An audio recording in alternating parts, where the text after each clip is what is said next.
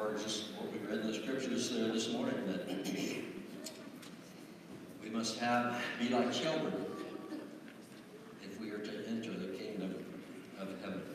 Well, I'm going to ask you if you would please stand with me again, and we're going to read at the beginning of the message this morning from Matthew 9, verses 9 through 13. And I will refer back to these few verses during the message. Would you read aloud with me, please? As Jesus went on from there, he saw a man named Matthew. He was sitting at the tax collector's booth. "Follow me," Jesus told him. Matthew got up and followed him. Later, Jesus was having dinner at Matthew's house. Many tax collectors and sinners came. They ate with Jesus and his disciples. The Pharisees saw this, so they asked the disciples, "Why does your teacher eat with tax collectors and sinners?" Jesus heard this, so he said, "Those who are healthy don't need a doctor. Sick people do. Go and learn what this means. I want mercy and not sacrifice. I have not come to get those who think they are right with God to follow me. I have come to get sinners to follow me." This is the word of the Lord for us today. Thank you. You may be seated. There was a fellow who had a tough day. Went home early from work, ran himself a hot bath, and he had just gotten into it and laid back and was just letting the heat soak into his body and relax his muscles when the doorbell rang. It's like that, isn't it, sometimes? So, afraid he'd missed someone he really needed to see, he jumped out of the bath and wrapped a robe around him and put a towel around his head and got to the door, and wouldn't you know it, it was somebody wanting to inspect his roof. Well, he didn't need his roof inspected, so he slammed the door shut, got back into the hot bath, which wasn't quite as hot now, and had settled down when again the doorbell rang. Really frustrated, he hopped out, got his robe, got his towel, and just as he stepped to head out of the bathroom, one of those wet spots from his earlier walk to the door, he slipped and fell and hit his head on the bathtub. Oh! He gave up on the doorbell, got his street clothes on, and headed for the doctor's office. And he got to the doctor, his body was just aching all over. The doctor gave him good news, said, "I can't find anything that's broken." He said, "You're just bruised. You need to relax. What you do is you go home and run yourself a hot bath and get in there." Well, there are some problems in life that a hot bath won't do anything for. Isn't that right? No, that's right. Well, there are just some problems, and Matthew himself is sitting in his little booth or kiosk alongside the streets, and a crowd comes by, and there is this man. He'd heard about Jesus, and you think about your job. Well, Matthew had a job that you couldn't explain any other way, perhaps, other than it was cruddy. He had a cruddy job. Now, I know most of you don't use that word, but for me, he had a cruddy job.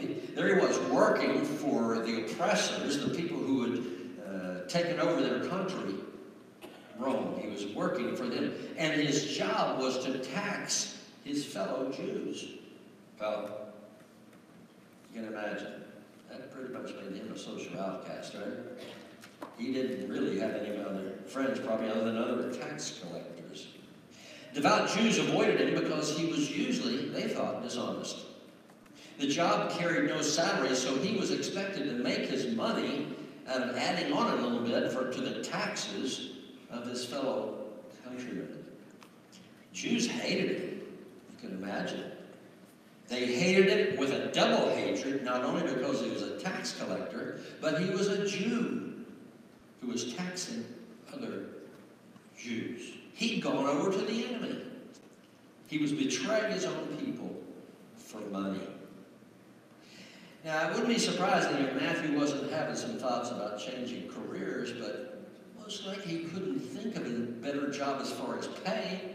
He was doing pretty well for himself. He could add on as much as a person could pay, and so he did. The money was good, but it wasn't worth the hatred of his own people. Well, these were probably some thoughts, perhaps, that he was having.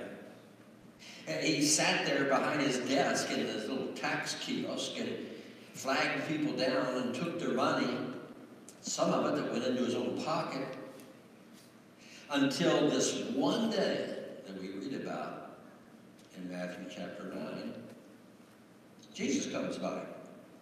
Now, if you compare the language with what we talked about last week, the calling of the first 4 disciples, it's pretty similar. Because Jesus looks at him, and Jesus sees to his soul.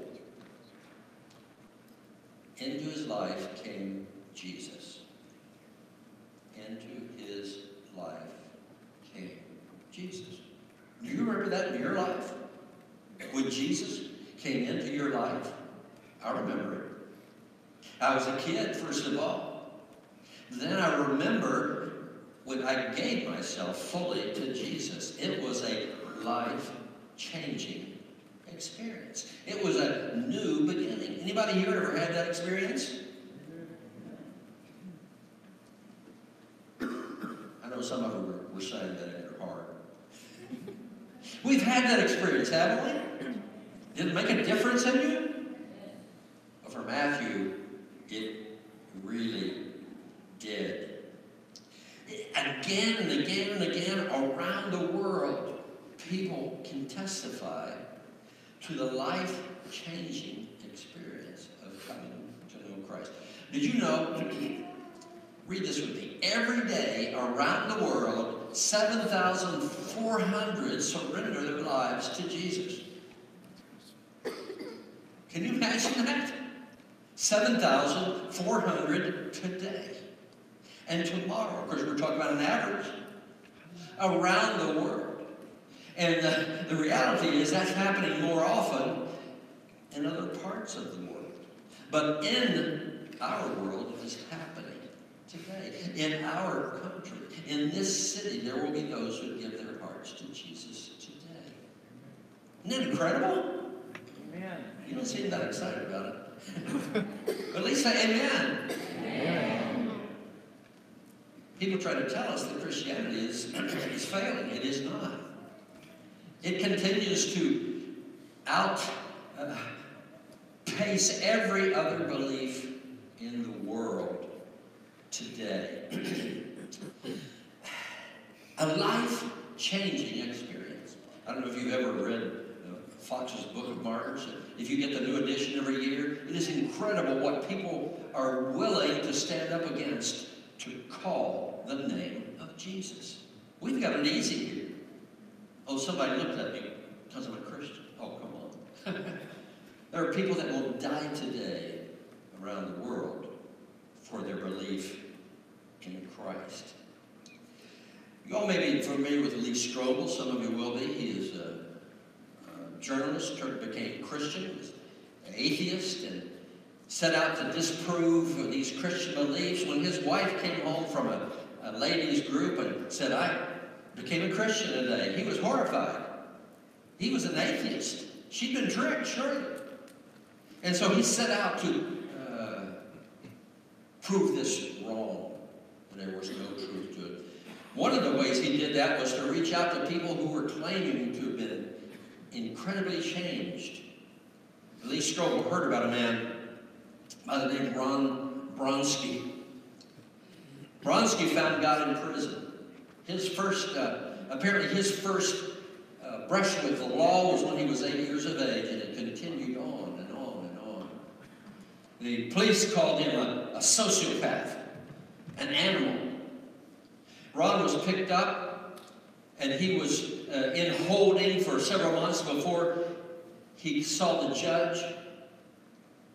And he heard one pastor who visited with Ron Bronsky say, instead of sociopath and garbage or animal, he said, one of the most beautiful, loving people I know.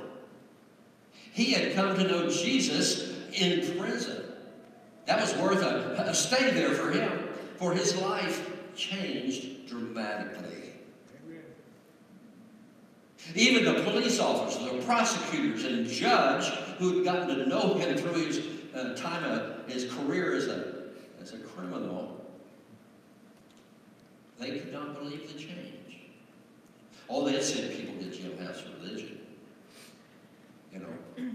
But they said, this man who was so violent, so evil, has been changed. So much so that when he came before the court, these policemen and other people testified for him in his favor. In fact, so much so, the judge, who also had come into contact with him in past years and now in his present life, the judge himself, instead of putting him in jail for years, he put him on probation. People were astounded. This sociopath is on probation. Well, Lee Strobel heard about that, and so he said, here's one I can work on. This guy's just using religion to get off for the crimes he has committed. And so Lee Strobel was at that hearing and could not believe it.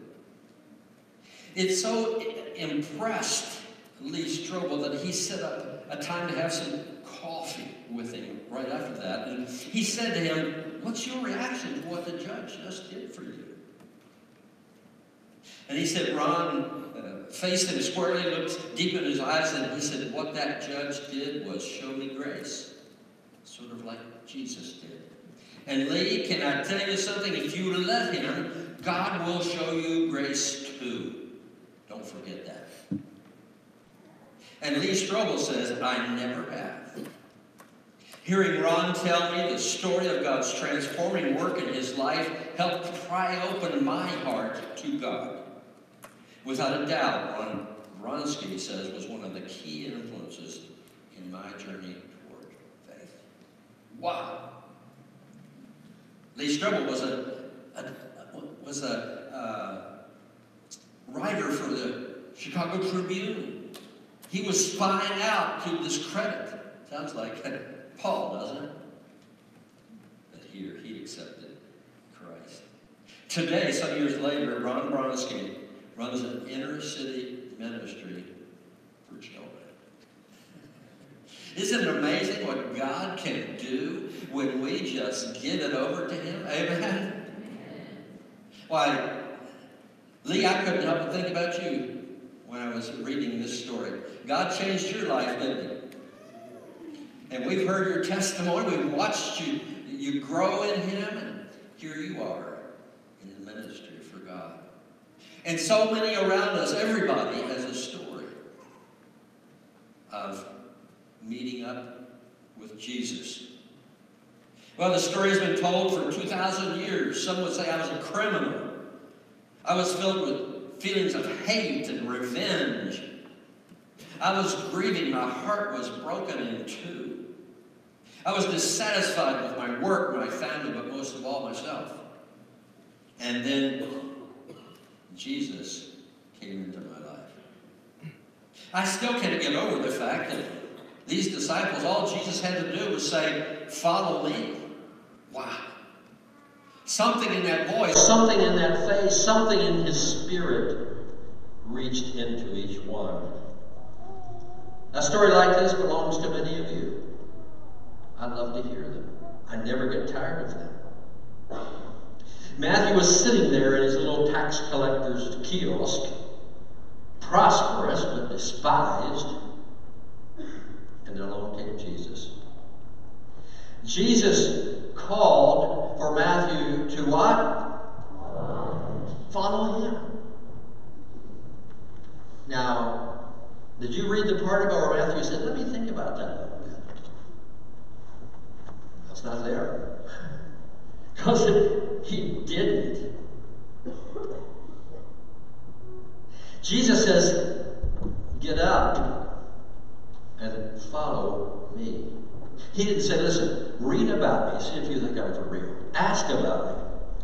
I hope you admire me. You know, Jesus said, hey, follow me. Engage your whole self in following me. An inspirational author named Rebecca Barlow Jordan recounts something that happened to her friend, a friend of hers. That her friend, Neil had gone to the drugstore in their little town, all that kind of thing. And he went in there and got the prescription and came out, and he had parallel parked right there on the main street in front of the store and got in his car and was in a hurry. He, found an opening in the traffic and pulled out. He's going along there and he noticed there's a VW bug, that's following very closely to him. And that VW bug just stayed right on his tail all the way home. And in fact, he pulled into the driveway right behind him. Well, Neil decided he was going to give this guy a piece of his mind. And what in the world are you doing? He walked up to the car, pecked on the glass, and he realized there was no driver in there.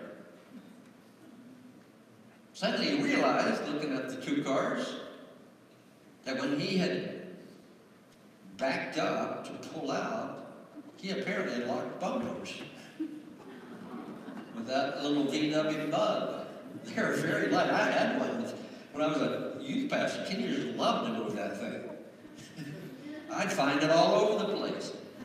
Came home one Sunday night and didn't find it at all at my house and thought the teens had moved it and found out later it had been stolen. But anyway, that was kind of part of this story.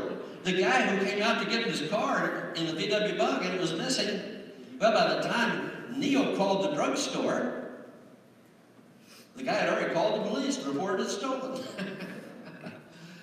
Why, he had locked up with that VW, and that VW just followed as close as it had to. I say that because God says to us to follow him as closely as we can. I say that's a foolish thing. Not really. We hook up with God, or he hooks up with us, and as long as we follow, we're doing okay.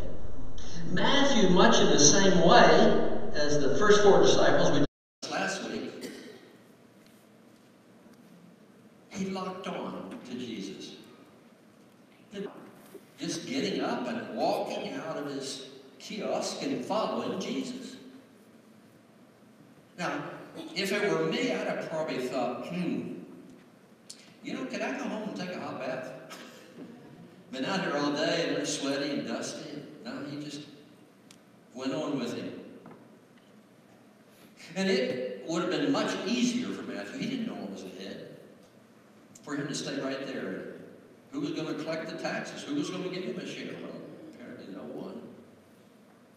In our culture, we just said, can I go home and put a few things in an overnight bag just in case? I thought about myself. I'd have to have a CPAP machine, my insulin, all of my other stuff. Wait, Jesus, I'm coming.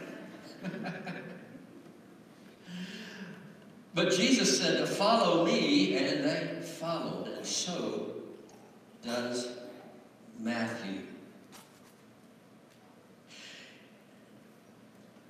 There were many challenges out ahead of them. Most of us don't like to take on new challenges, do we? Well, someone has said that in our culture it's really interesting because about the only exercise we get is jumping to conclusions and pushing our luck. But he was in for a 3-year trek, wasn't he, Matthew? No overnight bag, no backpack, no sleeping bed, no sleeping roll, just nothing. And he headed out with Jesus.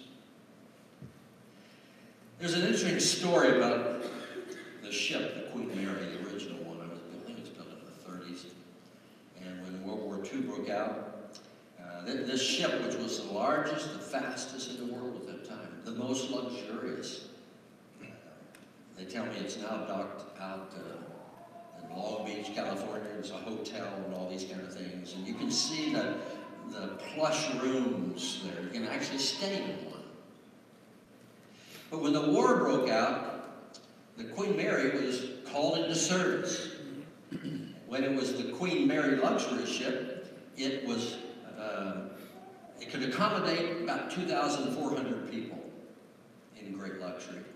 Well, they ripped all of that out and stacked these canvas beds ceiling high in every space they could find to where it would accommodate 16,000 soldiers. 2,400 in their luxury, 16,000 in cramped quarters all over the ship.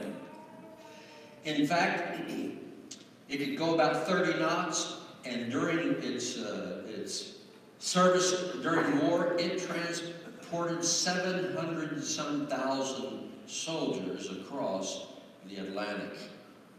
It had been called into service. I don't know what Matthew's home was like, what his life was like. Probably, well, we know he invited friends over, for he invited Jesus to one of those gatherings, one of those meals. But his life drastically changed. At times, sleeping in the open and walking on the dusty roads. But so it was. Matthew was called to follow. He was also called to serve Jesus. Matthew got up and followed him. Follow me, Jesus said. Just ordinary words, but when they're spoken by the Lord Jesus Christ himself. You see, he was being called to not only follow, but to serve. To serve. To go where Jesus went, and he did. To live as Jesus lived, and he did. And to love as Jesus loved. You know, I doubt that this group of men was just buddy-buddy from the very beginning. Here's Matthew, an outcast in his own Jewish culture. And among them then was Simon the Zealot, they called him. Simon the Zealot. So you have Simon the Zealot, who was against the government in every way. In fact, the historian Josephus explains that the Zealots were fanatical nationalists. They were determined to drive the Romans out by whatever means possible. Guerrilla tactics, ambushes, assassinations, terrorist methods, all of this kind of thing. In fact, their motto was, read that with me, no king but Messiah, no tax but the temple, no friend but the zealot. So you throw Simon the Zealot in with Matthew, who worked for the government. They probably had some discussions that are not recorded in the scripture. So here they were, all following Jesus. He didn't give any details. He just simply said, follow me. And they did. Jesus' love knows no boundaries, does it? Now you see, I've got a pretty good curriculum vitae as a Christian, born to a pastor, went to a couple of Christian universities. Right out of college, I began to serve full-time in the church. I've done that now for about 45 years. I started real young, in case you're trying to figure it out there. And not only pastored young people for 15 years. I mean, that gives you some credentials, doesn't it, Travis? 15 years. He's at least retained his hair, which is good. And then missionary to Africa for 10 years. Who can top all that? I've been arrested, strip searched, called names. I think the name calling is here. That one lady, Lacey, and I took home that one night. She was calling me everything she could think of. But you know what? Jesus shows us by who it is he calls.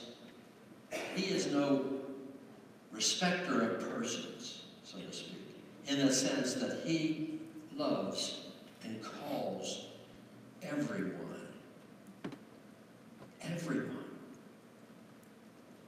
to follow him.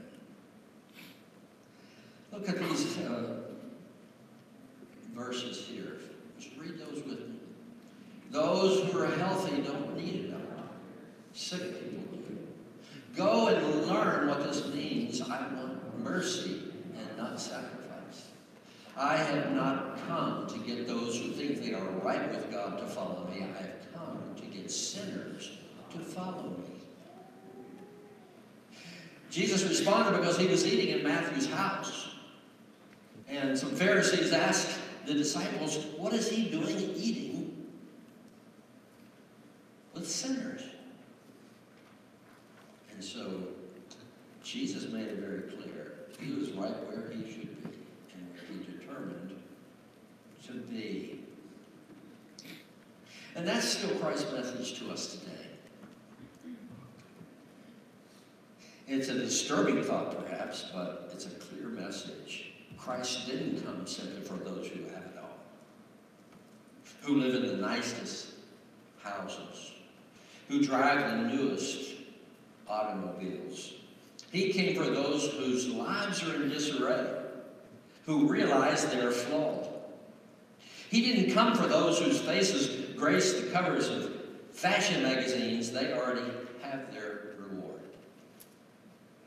He has come for sinners, of which we all could count ourselves.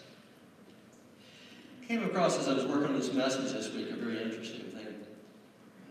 This lady's name is Nastasia Urbano. She is Spanish. And here she is in 2012 on the cover of Vogue magazine, very beautiful lady. And here she is 7 years later, living on the streets of Barcelona. She says the best place she finds to sleep is in the open lobby of a bank in a vestibule. It is often there. It's been a fall from that place of making over $1 million a year begging for food. It's not a very far drop, ask her. God has come for everybody, for at the core of us all, we are the same. Jesus said it's not the healthy who need a doctor, but the sick. But those who are sick are the ones he has come to heal. Someone said to me one time, Pastor, there's some people who think, it's interesting that somebody says that to you, it's kind of like when some people said, I don't mean to embarrass you, but you know, in some country you're going to be embarrassed. This person said, Pastor, some people feel like you like those people out there better than you like us. And immediately in my mind came this story, these accounts, and what Jesus' response was. I wonder today, do you confess your need of Christ? Some of you are familiar with Louis Palou, great evangelist. He said that he was confronted with this question I'd like for you to look at. Supposing there is a God, would he accept a person like me? Suppose there is a God, Would he accept a person? Except this individual said, would he accept a woman like me? He writes about this in a book. The lady's name was Maria Benitez Perez.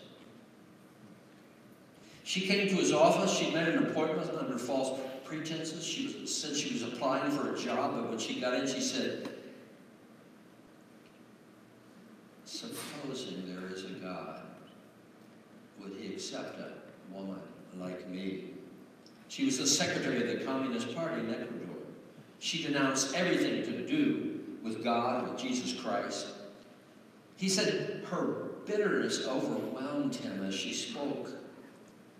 But Palau listened respectfully and replied gently to everything she said. Soon, Maria was telling him her life story.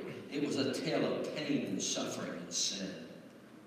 And she ended it with this question: supposing there is a God, would he accept a woman like me? Palau said that he did not hesitate, but opened his Bible to this passage in Hebrews 10:17. Can you read that with me? Their sins and lawless acts I will remember no more. Whoa, isn't that great? We forget about that sometimes. We may remember them, but God does not. Amen. I hope you haven't forgotten what a wonderful promise that is. That he forgives and he forgets. And he doesn't pull them back up. He forgives and he forgets. Palau said that 17 times in different forms she posed that same question. 17 times. And 17 times he responded, their sins and lawless acts I will remember no more.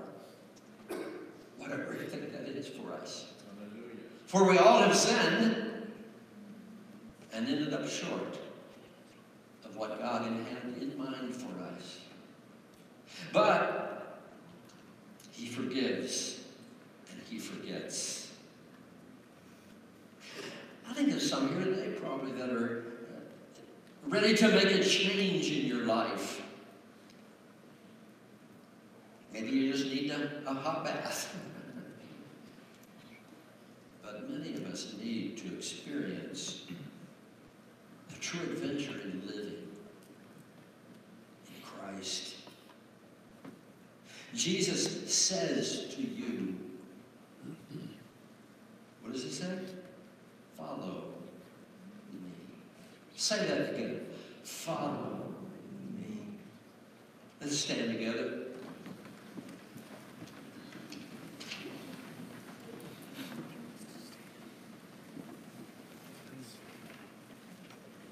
We have revival services beginning a week from today, or I'm sorry, 2 weeks from today. And I'm giving opportunity today to just talk to the Lord. To not wait till revival time comes, but Scripture says today is the day of salvation. Do not hesitate. So we're going to pray together, then we are going to sing together, and I will invite you to pray where you are. Come up here and pray. Because Jesus says to every one of us, follow me. Drop everything else, those things that drag you down, and follow me. Would you join me in praying this prayer aloud? Dear God, thank you that you are not a God who calls only the privileged, those who seem favored, those who have it all going for them, those who seem to have it together. You have made it clear through the words of Jesus that you have come for all people, especially those who are struggling just to survive, struggling with life, with faith. I see that my only hope is in you. Please erase any doubts in my mind that you are calling for me to follow you. I wish to follow you. I will follow you in the name of Christ. Amen. Thank you, Lord.